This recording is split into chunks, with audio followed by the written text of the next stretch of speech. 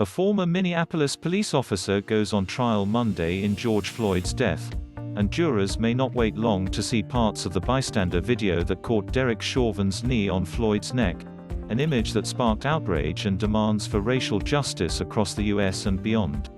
Prosecutors have not said when they will play the video, but legal experts expect it to be early, maybe even in the prosecution's opening statement, as they seek to remind jurors of what lies at the heart of their case.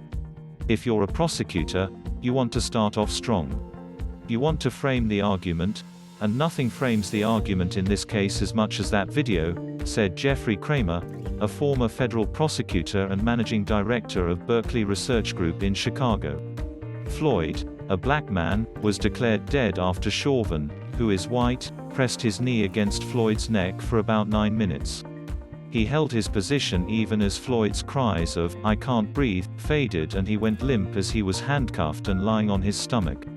Chauvin is charged with unintentional second-degree murder, third-degree murder and manslaughter. Almost all of the jurors selected during more than 2 weeks of questioning said they had seen at least parts of the video, and several acknowledged that it gave them at least a somewhat negative view of Chauvin. But they said they could set that aside. The trial is expected to last about 4 weeks at the courthouse in downtown Minneapolis, which has been fortified with concrete barriers, fencing, and barbed and razor wire. City and state leaders are determined to prevent a repeat of the damaging riots that followed Floyd's death, and National Guard troops have already been mobilized.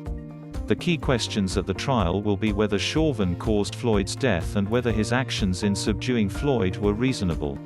For the unintentional second-degree murder charge, prosecutors have to prove that Chauvin's conduct was a substantial causal factor in Floyd's death and that Chauvin was committing felony assault at the time. For third-degree murder, they must prove that Chauvin's actions caused Floyd's death, and were reckless and without regard for human life. The manslaughter charge requires proof that Chauvin caused Floyd's death through negligence that created an unreasonable risk.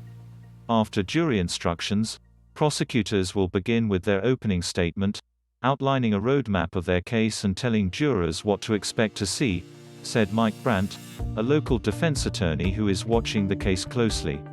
They'll highlight key witnesses.